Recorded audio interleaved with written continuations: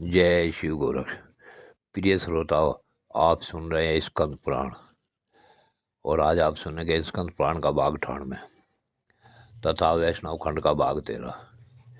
पिछले भाग में आपने सुना कि महर्षि कश्यप को जब परिवार ने, कुल ने और समाज ने धिक्कार दिया तो वह मुनिवर शाकल्य के पास आए और मुनिवर शाकल्य ने जो उन्हें उपाय बताया उसके करने से महर्षि कश्यप को फिर परिवार ने, समाज ने स्वीकार कर लिया।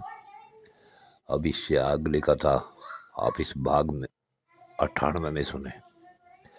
ऋषि बोले, सूत जी, आप स्वामी पुष्करणी तीर्थ की महिमा का पुनः वर्णन कीजिए जिससे कि हम उसे अच्छी तरह समझ सकें। तब सूत जी ने कहा, जो लोग स्वामी तीर्थ में स्नान करते हैं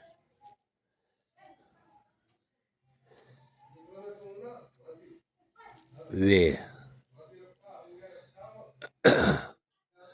तामिक्स, अंधतामिक्स, मारोराव, रोराव, कुंभीपाक, कालसूत्र,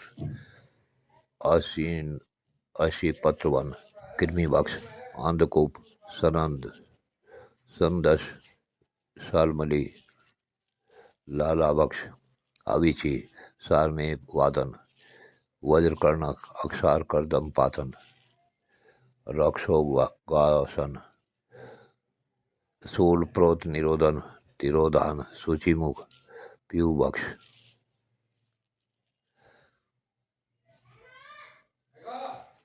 सोनीबक्ष और विषाग्नि परिपीडन आदि 28 नरकों में नहीं जाते।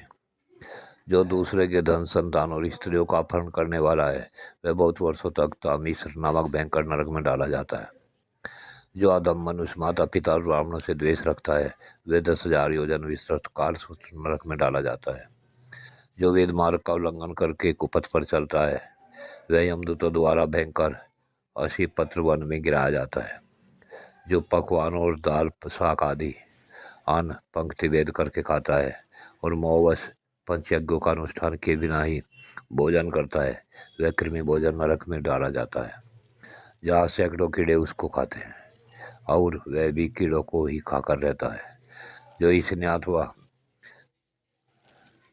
बल से ब्राह्मण का धन हड़प लेता है तथा जो राजा या राजपुरुष दूसरों के धन का अपहरण कर लेता है वह संदश नामक भयंकर नरक में गिराया जाता है। ऋषियों, जो नीच मानव अगम्य स्त्री के साथ गमन करता है अथवा जो नारी एगम पुरुष के साथ संगम करती है वे दोनों क्रमशः लोहे की तपती हुई नारी मूर्ति और पुरुष मूर्ति का आलिंगन करके तब तक खड़े रहते हैं जब चंद्रमा और सूर्य की सत्ता रहती है। तत्पश्चात वे सूची नामक घोर नरक में डाले जाते हैं। जो मनुष्य अनेक परवशों और उपद्रवों से सब प्राणियों को सताता है वह बहुत कांटों वाले भयंकर सालमलीन नामक नरक में गिराया जाता है। जो राजा अथवा राजा का नौकर पाखंड मत कानूयाई होकर धार्मिक मर्यादाओं को तोड़ता है वह वैतरणी नरक में डाला जाता है।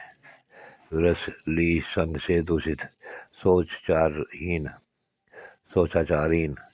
अशास्त्रीय कर्मों के करने में लज्जित न होने वाले, वेद मार्ग के त्यागी, सदा पशु का सा आचरण करने वाले व्यक्तियों को यमकिंकर, पूय, विष्ठा, मूत्र, कपूर, पित्त आदि से पूर्ण अत्यंत विभत्स नरक में गिराते हैं।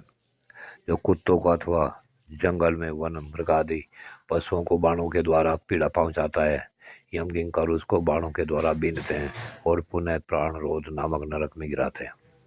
जो पाखंडी यज्ञ में पशुओं की हत्या करता है वह परलोक में वैसस नामक नरक में गिराया जाता है।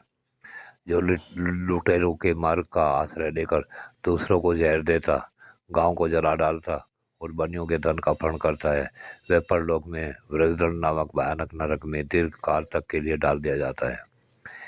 ये तथा और भी जितने नरक हैं उन सब में वह मनुष्य कभी नहीं पड़ता जो स्वामी पुष्करणी तीर्थ में गोता लगाता है। स्वामी पुष्करणी में एक बार स्नान करने से मनुष्य अश्वमेघ यज्ञ का फल पाता है। उसे आत्मज्ञान तथा 4 प्रकार की साक्षात मुक्ति की भी प्राप्ति होती है। जो महापात को अथवा संपूर्ण पातकों से युक्त है, वह भी स्वामी तीर्थ में गोता लगाने से तत्काल पवित्र हो जाता है। स्वामी तीर्थ के सेवन से मनुष्यों की बुद्धि, लक्ष्मी, कीर्ति, संपत्ति, ज्ञान, धर्म और वैराग की वृद्धि तथा मन की शुद्धि होती है।